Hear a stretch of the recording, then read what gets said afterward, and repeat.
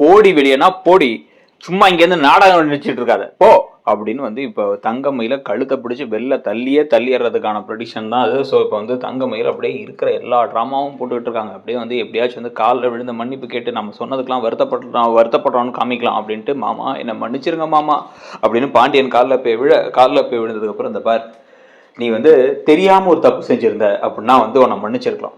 நீ இந்த வீட்டுக்கு வந்து இவ்வளோ நாள் ஆயிடுச்சு, நாங்கள் யார் என்ன ஏதுங்கிறது உனக்கு எல்லாமே தெரியும். தெரிஞ்சு உங்க அம்மா அப்பா சொல்லி தான் நீ போய் சொன்னாங்கன்னே வச்சுக்கோ. நீ வந்து ஒரு அப்பாவி, ஒரு பச்சை குழந்தை, உனக்கு வாயில விரல வச்சாலே கடிக்க தெரியாது. உங்க அம்மா அப்பா தான் வந்து உன்னை போய் சொல்றதுக்கு கற்றுக் கொடுத்தாங்க.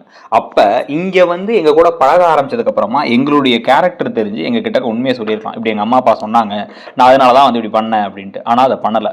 ஆனா அதுல இருந்து ஆரம்பிச்சு நீ எத்தனை விஷயத்த மறைச்சிருக்க அப்படின்னு மட்டும் யோசி. எல்லா விஷயத்தையும் மறைச்சது மட்டும் இல்லாம என் பிள்ளைய பத்தி எங்ககிட்டயே தப்பா பேசி, அவன் ஏதோ உன்னை கொடுமைப்படுத்துற மாதிரியும், அவன் ஏதோ மோசம் மாதிரி பேசி, நான் கதிரை திட்டிருக்கேன், செந்தில திட்டிருக்கேன், பழனியை திட்டிருக்கேன், என் குழலியை திட்டிருக்கேன். ஆனா வந்து அரசியையும் சரவணனையும் தான் திட்டினதே இல்லை.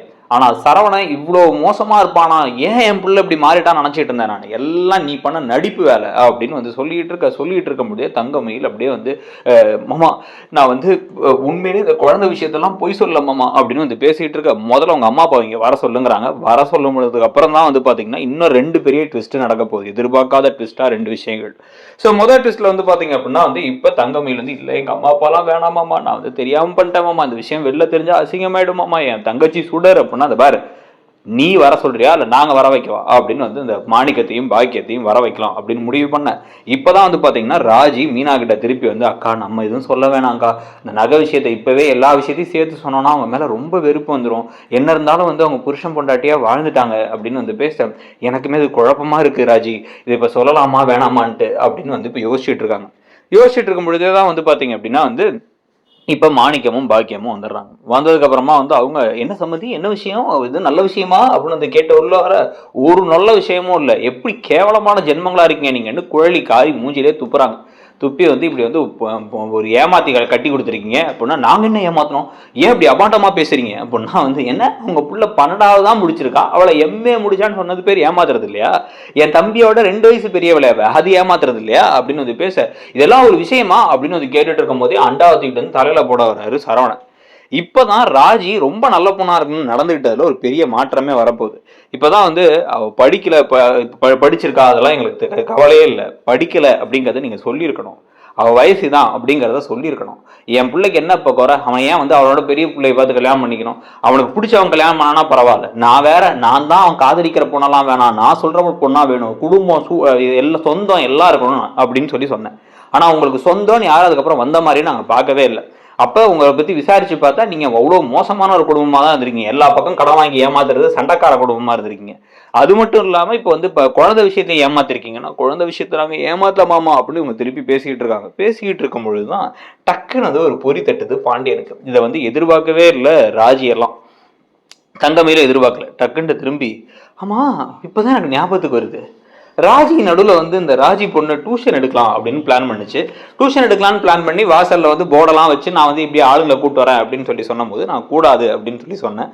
ஆனா நான் ஏன் கூடாதுன்னு சொன்னாங்க அப்படிங்கிறது இப்பதான் யோசிக்கிறேன். என் கிட்டக்க வந்து நீதான் வந்து பேசி இல்ல இல்ல இல்ல இல்ல நம்ம வாசல்ல எடுத்தா பக்கத்து வீட்டுல என்ன நினைப்பாங்க, அவங்க வந்து அவங்க பிள்ளைய பணம் சம்பாதிக்கிறதுக்கு அனுப்புறோம்னு நினைக்க மாட்டாங்களா மாமா, இதெல்லாம் தேவையாமாமா, நம்ம குடும்பத்துக்கு ஒரு அவமானமா, நான் அவங்கள்ட்ட சொல்லணும்னு சொல்றேன் அப்படின்னு சொன்னேன்.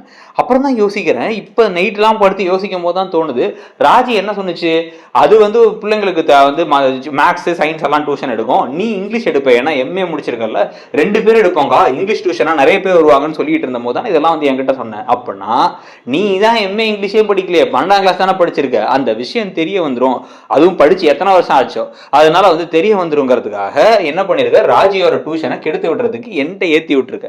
நான் இந்த விஷயத்த உடனே வந்து சரி ஓகே அப்படின்னு சொல்லிட்டு நானும் வந்து குழம்பி போய் அந்த சமயத்துல ஓடி வந்து கல்யாணம் பண்ணதுனால நான் அது கோவப்பட்டு முடியவே முடியாதுன்னு சொன்னேன். எல்லாத்துக்கும் காரணம் ராஜியோட டியூஷன் விஷயத்த வந்து ஆரம்பிச்சிருக்க நீ உன் பிளான. உன்னை காப்பாற்றிக்கிறதுக்காக நீ மாட்டக்கூடாதுன்னு மற்றவங்கள போட்டு கொடுக்கறது, மற்றவங்கள காயப்படுத்துகிற மாதிரி பேசுறது, என் பிள்ளைக்கு இன்னொரு பொண்ணோட உறவு இருக்குன்னு பேசுனதெல்லாம் நீ தான் அப்படின்னு வந்து இப்போ பாண்டியன் சொன்னதுக்கப்புறமா ராஜி செம ஷாக் ஆகிட்டாங்க. இப்படி ஷாக் ஆகி திரும்பி பார்த்தீங்கன்னா இப்படி அழுதுட்டு இப்படி திரும்பி தங்கமயில் பார்க்க, அக்கா இது உண்மையாக்கா, இது உண்மையாக்கா அப்படின்னு வந்து கேட்க, இந்த பக்கம் மாணிக்கமும் பாய்க்கும் இல்லை எங்கள் அம்மா தான் சொன்னாங்க அதுக்கு எடுத்து விட்டுரு அப்படின்னு சொன்னாங்க அப்படிங்கும் போது கடுப்பாய், ஏங்கா உங்களை காப்பாற்றுறதுக்கு நான் இத்தனை நாளாக நான் ஒரு ரகசியத்தை மறைச்சி வச்சுட்டு இருக்கேன், ஆனால் நீங்கள் எனக்கு எல்லாத்தையும் கெடுதல் நினச்சிட்டு இருந்திருக்கீங்க, ஏற்றி விடுறது பிரித்து விடுறது அப்படின்னு எதையாவது ஒன்று பண்ணிட்டு இருந்திருக்கீங்க சே அப்படின்னு வந்துட்டு, மாமா நான் இன்னொரு விஷயத்த சொல்ல மறந்துட்டேன் மாமா, எனக்கு முன்னாடியே ஒரு விஷயம் தெரியும், இவங்க பாவம் அந்த ஒரு விஷயம் தான் போய் சொல்லியிருக்காங்கன்னு நினச்சி நாங்கள் மறைச்சோம் அப்படிங்கும்போது ராஜி ராஜி ராஜி வேணா ராஜி வேணா ராஜின்னு தங்கமயில் அழுதுகிட்டு இருக்க, இந்த பக்கம் மீனா ராஜி அப்படின்னா, அக்கா நீங்கள் சும்மா இருங்கக்கா, கதிர் பாவம் கஷ்டப்படுறான்னு நான் வீட்லேயே டியூஷன் ஆரம்பிச்சு தானே எல்லா பிரச்சனையும் இருக்காது, நான் 2 பேருக்கு டியூஷன் எடுக்கிறதுக்கு அலைஞ்சு அவ்வளோ தூரம் போய் டெய்லி நடந்து அலைஞ்சு இதெல்லாம் பண்ணுறதுக்கான காரணமே என்ன, இங்கே வச்சு டியூஷன் எடுக்க வேணாம்னு ஒரு பெரிய பிரச்சனை வந்தது தானே, எல்லாம் இந்த அக்காவால் தான் அப்படின்ட்டு இவங்க கொண்டு வந்த நகையில் 8 பவுன் நகை தவிர மிச்சம் எல்லாமே கவரிங் மாமா, அதுவுமே நடிப்பு தான், அது எங்களுக்கு தெரியும், ஆனால் சொல்ல வேணாம் அப்போ வந்து எங்கள் புள்ள வாழ்க்கையே போயிடுன்னு கேட்டுக்கிட்டாங்க, அதனால தான் சொல்லாம விட்டோம் அப்படின்னா செம்ம கடுப்பு ஆயிட்டாரு பாண்டியன்.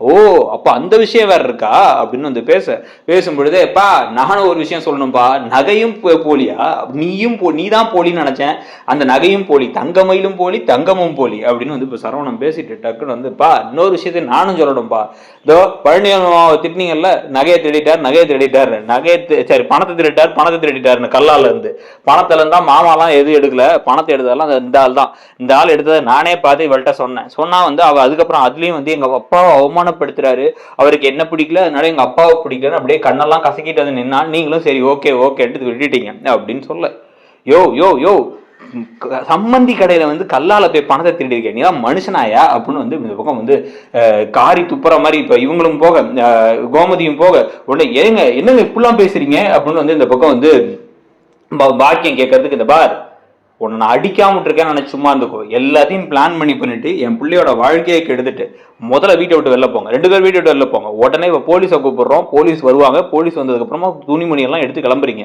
நாங்க போலீஸ் கேஸ் கொடுக்கறதா இல்ல நீங்க சண்டை எல்லாம் போறதுக்காக கூப்பிடுறதா அப்படிங்கிறத யோசிச்சுக்கோங்க அப்படின்னு வந்து பேச, போலீஸ் எல்லாம் வேண்டாமாமா மாமா ப்ளீஸ் மாமா ரொம்ப அசிங்கமாயிடுமாமா அப்படின்னா, அந்த அசிங்கத்தெல்லாம் போய் சொல்றதுக்கு முன்னாடி யோசிச்சிருக்கணும், இன்னொரு குடும்பத்தை ஏமாத்துறதுக்கு முன்னாடி யோசிச்சிருக்கணும், இங்கேயே வாழ்ந்துட்டு எங்க கிட்டக்க மறைச்சிக்கிட்டு எங்க பிள்ளைய நாங்க தப்பா நினைக்கிற மாதிரி நடந்துகிட்டல அதுக்கு முன்னாடி யோசிச்சிருக்கணும், எல்லா விஷயத்தையும் பண்ணிட்டு இப்போ வந்து சாரி மாமா மன்னிச்சிருங்க மாமா காலில் விடற மாமானா எல்லாம் சரியாயிடுமா, இப்போ நீ திடீர்னு 12ஆம் கிளாஸ் முடிச்சிலேருந்து MA முடிச்சன் ஆயிடுமா, உன் வயசு கம்மியாயிடுமா, உன் நகையெல்லாம் தங்கமாயிடுமா, எனக்கு உன் நகை தேவையில்லை இருந்தாலும் நகையெல்லாம் தங்கமாயிடுமா, குழந்தை இருக்கிற குழந்தை இல்லாத குழந்தைங்கிறது இல்லாத குழந்தை இருக்கிற குழந்தை, நீ அந்த டிராமாலாம் சரியாயிடுமா, எதுவும் சரியாவாதுல, எங்களை நீ ஏமாத்தினது தானே, என் பிள்ளைய வந்து என்னையே தப்பா நினைக்க வச்சது தானே, என் பிள்ளை ஏன் உன் கூட வாழணும், அவனுக்கு என்ன குறை, அவனுக்கு நான் இன்னொரு பிள்ளைய பார்த்து கட்டி வைக்கிறேன், உடனடியா நீ இப்ப இந்த வீட்டை விட்டு வெளில போயே தீரணும் அப்படின்னு வந்து இவர் சொல்ல, ஷாக் ஆகியெல்லாம் பார்க்கும்போது உங்களை கழுத்தை பிடிச்சி வெள்ளத்தல் குறையா வெள்ளத்தல்னா தான் கரெக்டா இருக்கும், எல்லா விஷயங்களும் தெரிய வரும், ராஜியை தூண்டி விட்டு ராஜியோட விஷயத்த வந்து கரெக்டா இவங்க ராஜியோட டியூஷன் இவங்க தான் கெடுத்தாங்கிறது தெரிய வந்து ராஜி உண்மையை சொன்னாதான் கரெக்டா இருக்கும், வேணாம்னு நினைச்சிட்டு இருக்கவங்களும்.